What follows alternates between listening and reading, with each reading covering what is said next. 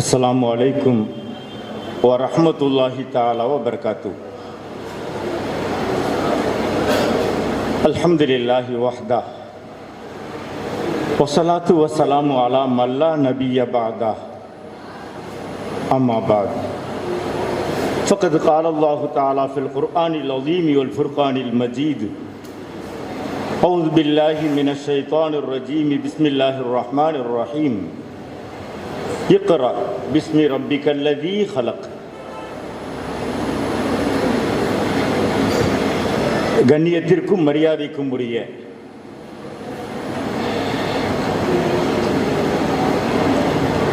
தாருல் இஸ்லாம் மதரசாவின் தலைமை ஆசிரியரும் நீண்டகால நண்பருமான மௌலவி ஏ அப்துல் ஜப்பார் சகாஃபி ஹசரத் அவர்களே,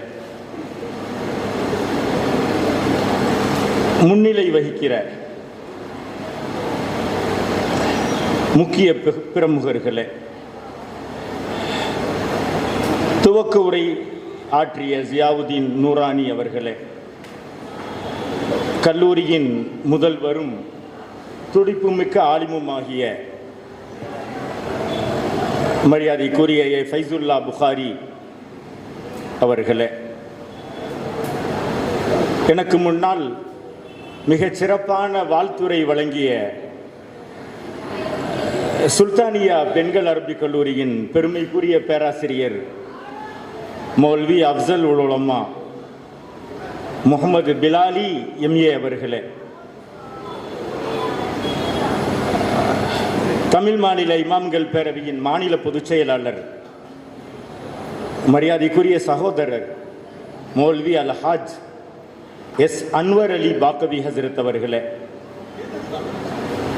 சென்னை கீழக்கரை புகாரி ஆலிம் அரபிக் கல்லூரியின் பெருமைக்குரிய பேராசிரியர் பெருமகன் மௌல்வி முனைவர் ஏ முகமது அலி கௌசி அவர்களே,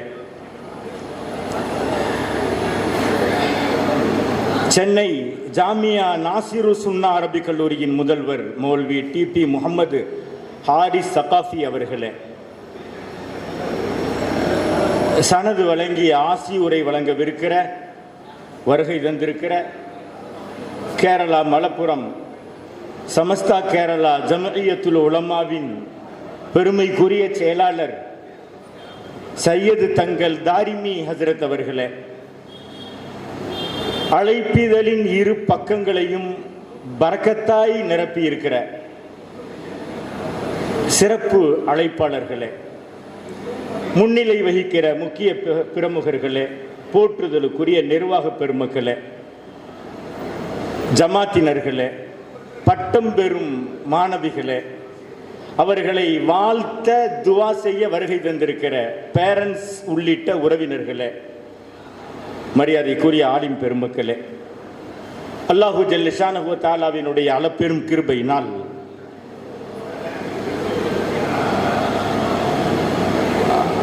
ஹாதியா பெண்கள் அரபு கல்லூரியின் பட்டமளிப்பு விழா மிக சிறப்பாக நடைபெற்றுக் கொண்டிருக்கிறது.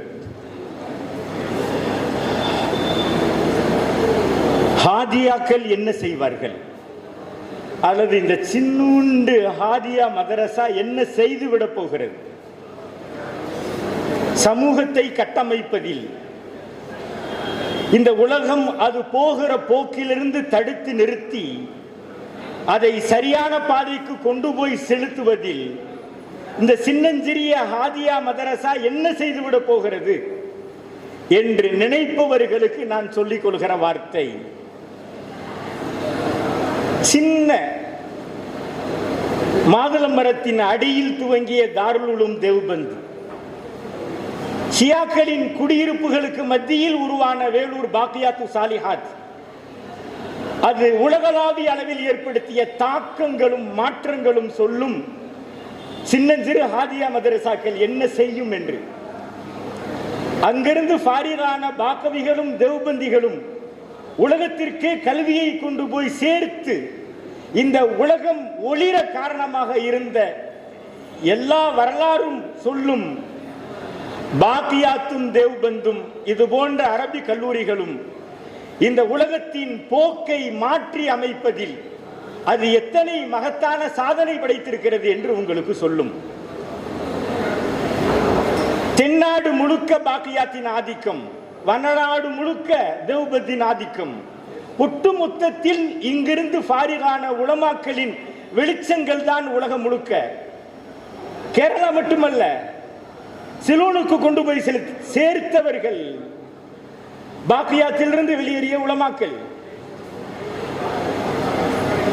இந்தியாவில் நபிகள் பெருமானார் ஸல்லல்லாஹு அலைஹி வஸல்லம் அவர்களின் வழிகாட்டுதலின் பேரில் உருவான இரு பெரும் கல்லூரிகள் உலகளாவிய ஏற்படுத்திய தாக்கங்கள் மகத்தானவை. குறிப்பாக இந்தியாவில் முகலாயர்களின் படையெடுப்பால் அல்ல இஸ்லாம் பரவியது, அவுலியாக்களின் படையெடுப்பால். அந்த அவுலியாக்களின் காலத்திற்கு பின்னால் மதரசாக்களின் படையெடுப்பால் தான் பாசிச சக்திகள் பயந்து நடக்குகின்றன என்றால் அரபு கல்லூரிகள் என்னவென்று நமக்கு அது நன்றாக புரிய வைக்கிறது. சமீப காலமாய் வருகிற கால்கள், பேரண்ட்ஸுகள் பேசுற பேச்சு என்ன தெரியுமா?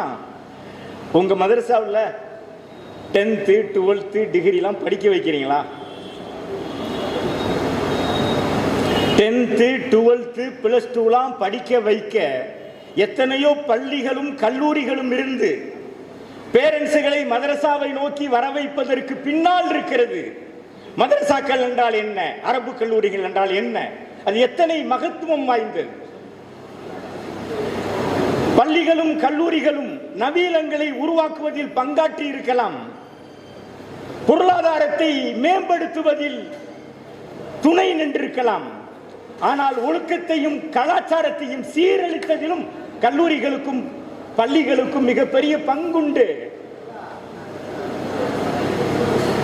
படிக்கிற சக தோழியிடத்தில் மாணவியிடமே பாலியல் சீண்டலில் ஈடுபடுகிற சக தோழன் இல்ல, படிக்கிற மாணவியிடமே பாலியல் துன்புறுத்தல் செய்கிற ஆசிரியர்கள் உருவாக்கி இருப்பது பள்ளிகளும் கல்லூரிகளும்.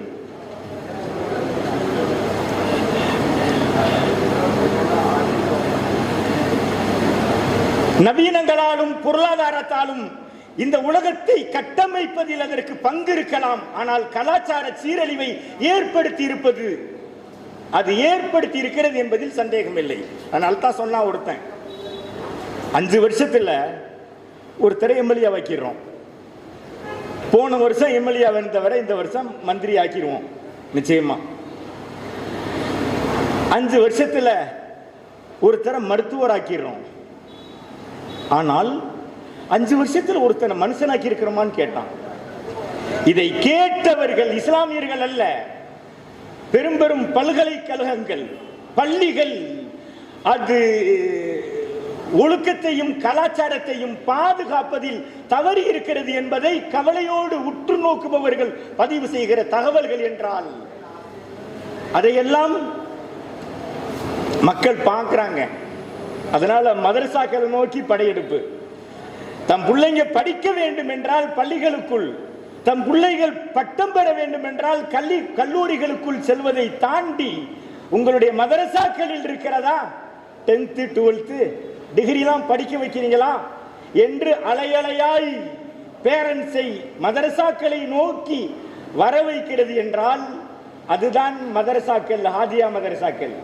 அதுதான் பொதுவாய் மதரசாக்களும் அரபி கல்லூரிகளும் ஏற்படுத்தி இருக்கிற மாற்றங்கள் என்பதை இந்த நன்னேரத்தில் பதிவு செய்து கொள்வதோடு, சமூகத்தில் சில அதிமேதாவிகள் அல்லது சில சகோதரர்கள் மதரசாக்களை அல்லது அரபு கல்லூரிகளை பள்ளிகளாய் அல்லது உலக கல்விக்கு அதிகம் ஊக்கம் அளிக்கிற கல்லூரிகளாய் மாற்றி அமைக்க முனைய வேண்டாம், தயவு செய்து முனைய வேண்டாம் என்றும் இந்த நன்னேரத்திலே நான் பதிவு செய்து கொள்கிறேன். மிகப்பெரிய படு தோல்வியில் இருக்கிறது பல்கலைக்கழகங்கள், மிகப்பெரிய வெற்றியில் இருக்கிறது அரபு கல்லூரிகளும் மதரசாக்களும். சின்ன வேறுபாட்டை தெரிந்து கொள்ள வேண்டும். பொருளாதாரத்தில் சமூகம் மேம்பட வேண்டும், சமூக கட்டமைப்பில் மேம்பட வேண்டும். நவீனங்களாலும் தொழில்நுட்பத்தாலும் அனைத்து வளர்ச்சியும் இந்த சமூகமும் காண வேண்டும், சந்தேகம் இல்லை. எனவே அரபு கல்லூரிகளுக்குள் இன்ன பிற கல்விகள் வருவலாம், சந்தேகம் இல்லை.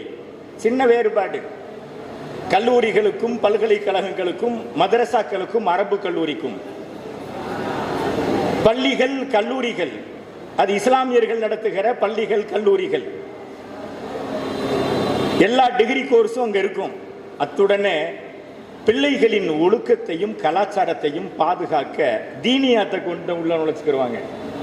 மற்ற பாடங்களை உள்ள சேர்த்துக்கிடுவாங்களே தவிர அதை முழுமையாய் மதரசாவாய் அரபு கல்லூரியாய் மாற்றி அமைக்க முயற்சிக்க மாட்டார்கள். அப்படியே அரபு கல்லூரிகள். இந்த சமூகம் வளர்ச்சி வர வேண்டும். அடுத்த தலைமுறை வழிகாட்டிகளான ஆலிம் பெருமக்கள் உலகத்தையும் உள்வாங்கி இருக்க வேண்டும். அவர்கள் மகளாக்களை வழிநடத்துகிற பொழுது இந்த சமூகம் பொருளாதாரத்தில் மேம்படவும் சமூக கட்டமைப்பில் வலிமை பெறவும் எதை கையில் எடுக்க வேண்டும் என்ற நாலேஜும் அந்த தலைவர்களுக்கு வேண்டும். அதற்காக 10th 12th தனி மனித திறன் மேம்பாடு எல்லாத்தையும் உள்ள கொடுக்கலாம். ஆனா அதற்காக முழுமையாய் அதை பள்ளிகளாய் அல்லது கல்லூரிகளாய் மாற்றி அமைத்து விட்டால் மீண்டும் மிகப்பெரிய பேரழிவை இந்த சமூகம் சந்திக்க வேண்டியது வரும் என்று நான் இந்த நன்னேரத்திலே பதிவு செய்து, மதரசாக்கள் அல்லது அரபு கல்லூரிகள் இந்த சமூகத்திற்கு ஏற்படுத்தி இருக்கிற தந்திருக்கிற வழங்கி இருக்கிற மகத்தான அருட்கொடை என்றால் அதில் சந்தேகம் இல்லை. நான் அடிக்கடி சொல்லுவதுண்டு, தன்னை பற்றி யோசிக்கிறவன் தனி மனிதன், தன் குடும்பத்தை பற்றி யோசிக்கிறவன் குடும்ப தலைவன்.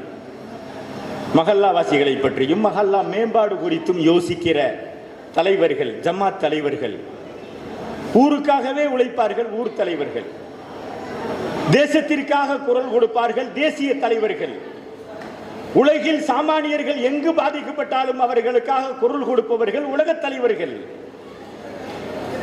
ஈருலக மனிதர்களின் ஈருலக வாழ்க்கைக்காக குரல் கொடுப்பவர்கள் தான் நபிகள் பெருமானார் ஸல்லல்லாஹு அலைஹி வஸல்லம் அவர்கள் ஈருலக தலைவர். மதரசாக்களில் பட்டம் பெறுகிற, குறிப்பாக ஹாதியாவில் இருந்து ஹாதியாக்களாய் வெளிவருகிற பட்டம் பெறுகிற ஹாதியாக்கள் ஊழியர்களாய் வருவதற்கு அல்ல, அவர்கள் தலைவர்களாய் வருவதற்காக உருவாக்கப்படுகிறார்கள். அவர்களின் மூலமாய் சமூகம் தலைக்கும், குடும்பம் தலைக்கும். தங்களை பற்றி மாத்திரமே அவர்கள் யோசிக்க மாட்டார்கள். சமூகம் சந்திக்கிற அவலங்கள் குறித்தும் சமூகம் சந்திக்கிற கேவலங்கள் குறித்தும் சதா யோசிப்பவர்களாய் இருப்பார்கள்.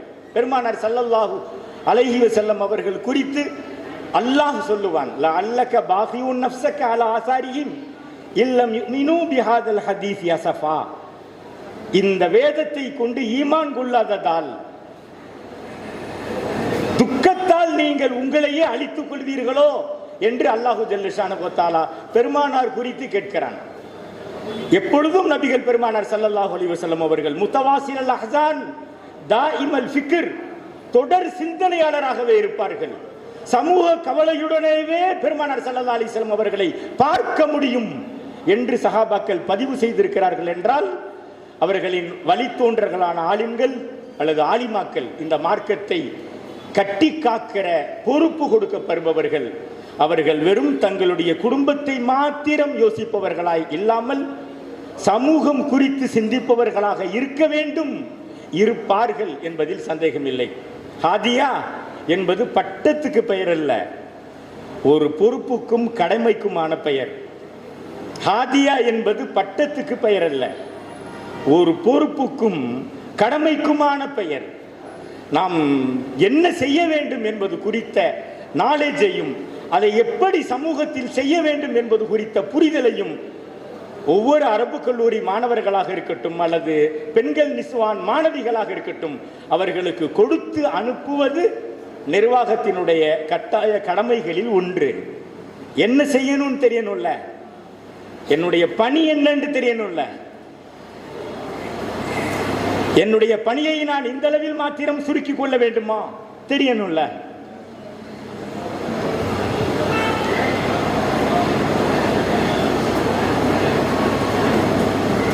ஆண்கள் மதரசாவோ பெண்கள் மதரசாவோ, அங்கிருந்து வெளியாகிறவர்கள்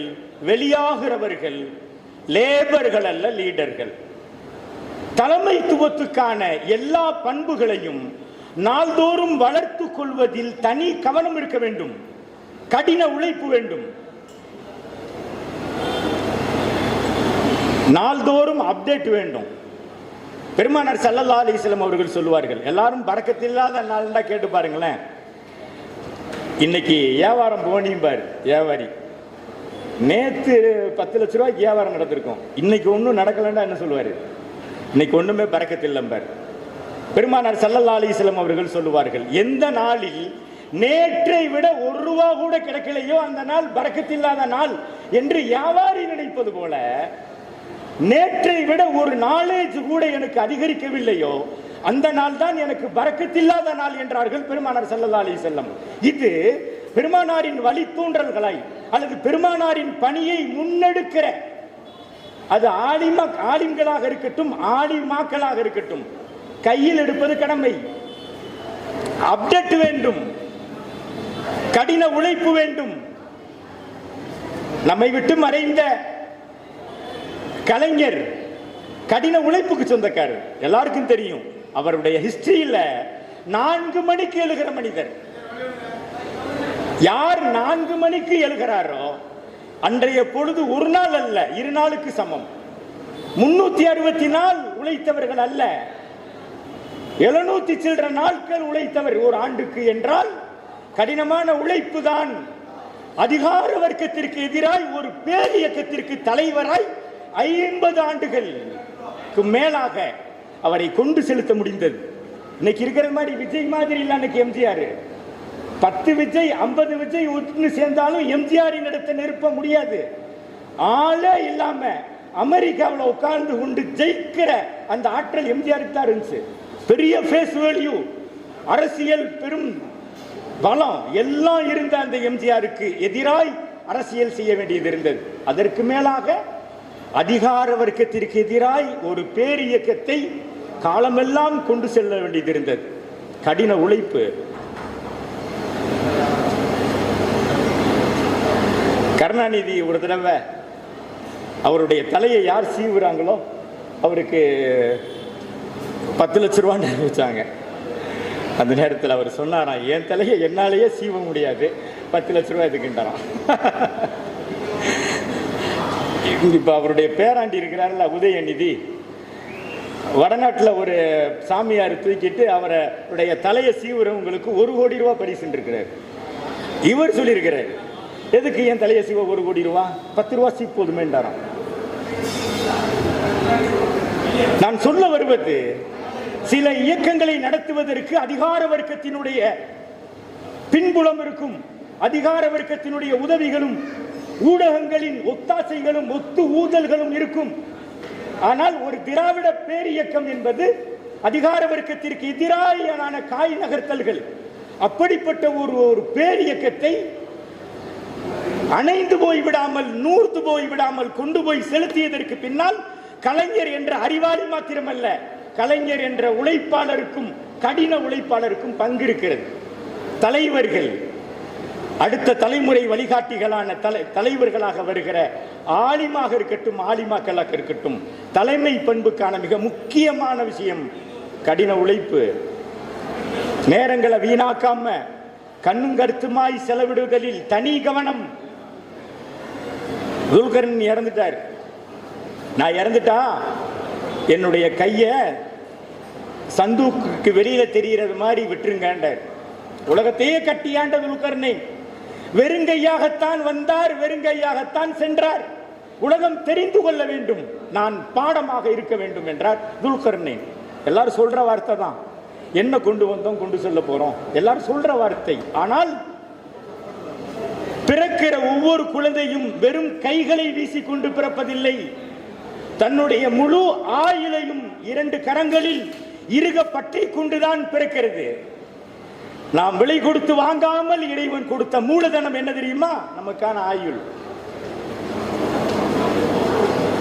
எல்லாத்தையும் உருவாக்கலாம், எல்லாத்தையும் உருவாக்கலாம். எது தனிம் ஹம்சன் கபல ஹம்ஸ், 5 விஷயத்திற்கு முன்னால் 5ஐ பயன்படுத்திக் கொள் என்றார்கள் பெருமானார் ஸல்லல்லாஹு அலைஹி வஸல்லம்.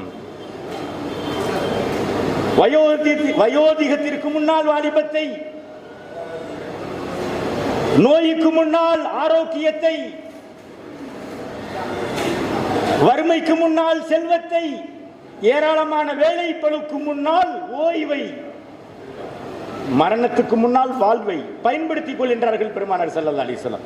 ஒரு முதியவர் நடந்து போயிருக்கிறார், ரொம்ப கூணல் குறுகி. ஒரு இளைஞன் அந்த பக்கமா போனானா, அவரை கிண்டல் அடிச்சிருக்கிறான். பெருசு இந்நேரத்தில் என்ன தேடிட்டு போறேன்னு இருக்கான். அந்த முதியவருக்கு விளங்கிருச்சு, நம்மள அந்த பையன் நையாண்டி பண்றான். அவரு ரொம்ப நிக்க முடியாம கூணல் முதுகுடன் நடந்து போய்கிட்டு இருக்கிறார். பெருசு என்ன தேடிட்டு போற அப்படின்னு இருக்கான்.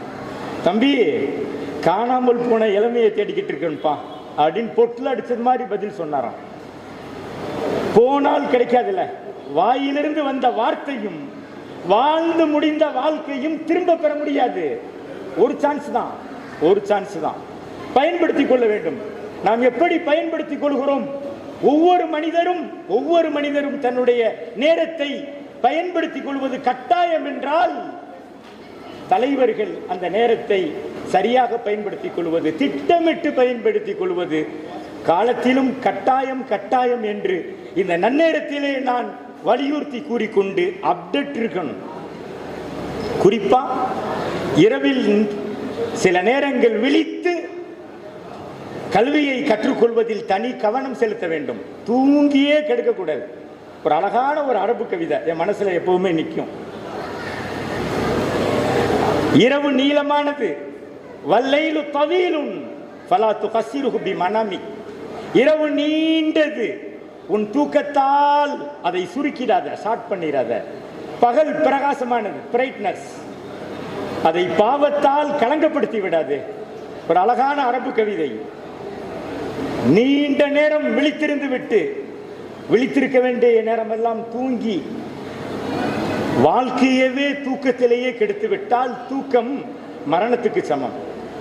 கசாலி இமாம் தான் சொல்லுவாங்க, நீ தூங்கு, கம்மியா தூங்கு.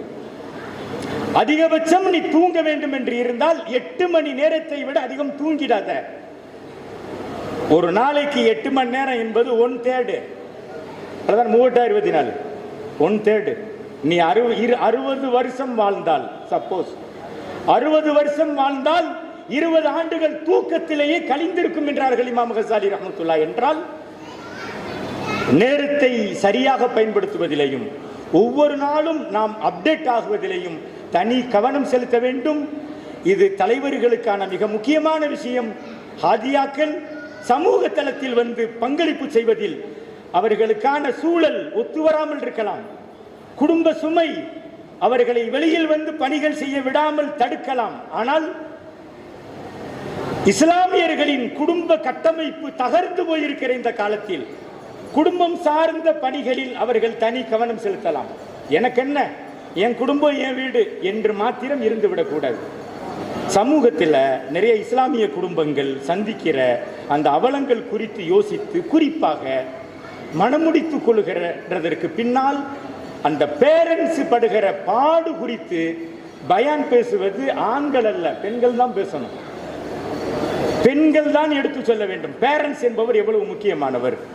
25 நிமிடங்கள் மரியாதைக்குரிய மௌலானா அவர்கள் எனக்கு வழங்கி இருக்கிற நிலைமையில் என்னுடைய கடைசி நிமிடத்திற்கு நான் வருகிறேன். ஹாதியாக்களும் ஹாதியா மதரசாக்களும் என்ன செய்யும், இது என்ன செய்துவிட போகிறது என்பவர்களுக்கு இன்றைய உலகம் மிக தெளிவான பதிலை சொல்கிறது. சமூகத்தை சரியான கட்டமைப்பில் வைத்திருப்பதில் அல்லது ஓரளவு இத்தனை அநாகரிகங்கள், இத்தனை கலாச்சார சீரழிவுக்கு மத்தியில் இஸ்லாத்தை உயிருடன் வைத்திருப்பதில் இவற்றுக்கு மிகப்பெரிய பங்குண்டு. சமூகம் விழிப்புணர்வும் உயிர் புணர்வுடனும் இருப்பதற்கு பின்னால் மதரசாக்கள், அரபு கல்லூரிகள், ஹாதியா மதரசாக்களுக்கு பங்குண்டு. எனவே ஹாதியா மதரசாக்களை வளர்த்தெடுப்போம். ஹாதியாக்கள் நிறைய உருவாக வேண்டும், பெரிய நிறுவனமாய் மாற வேண்டும். ஹாதியா ஒரு பெரிய விருட்சமாய் வர வேண்டும். அதிலிருந்து உருவாகிற ஹாதியாக்கள் ஏராளமான மரங்களை, ஏராளமான ஸ்தாபனங்களை அவர்கள் உருவாக்க வேண்டும். ஏராளமான சமூகத்திற்கான பெண் வழிகாட்டிகள் தேவை. அவர்கள் வந்து பேச வேண்டும் சமூகத்தில் ஏற்பட்டிருக்கிற பெண்களுக்கு எதிரான அவலங்கள் குறித்து. இன்று பெண்கள் குரங்கின் கையில் கிடைத்த பூமாலை போல் குடிகாரர்களுக்கு கைகளில் கிடைத்து சிக்கி சீரழிந்து வருவது குறித்து பெண்கள் பேச வேண்டும். குடிகார கணவனை மணந்து கொள்ள மாட்டோம் என்று அறிக்கை தர வேண்டும். ஒரு பள்ளிவாசல்ல சொல்லியிருந்தாங்க, இங்கு குடிப்பழக்கம் போதை பழக்கம் உள்ள இளைஞர்களுக்கு NOC வழங்கப்படாது, திருமணமும் நடத்தி வைக்கப்படாது. ஆகா, சமூகம் சரியான பாதைக்கு போய் கொண்டிருக்கிறது.